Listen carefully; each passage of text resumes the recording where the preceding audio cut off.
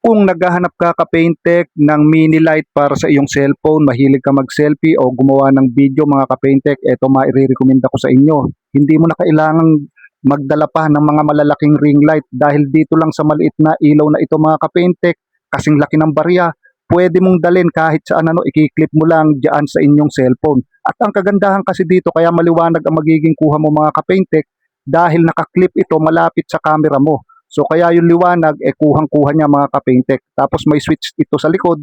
Meron siyang tatlong mode na pwede mong pamilian. May blinker din. Ikaw na bahalang mamili kung anong klase ng liwanag ang gusto mo. Tapos dyan i-charge mga ka-paintek Android nga pala mga ka-paintek yung kanyang charger pin. May kasama naman ito na cable pagka umorder ka. So bali ganyan ang pagkaka-set up niyan mga ka-paintek pagka ginamit mo mga ka-paintek. So napakaganda kahit saan pwede mong dalhin.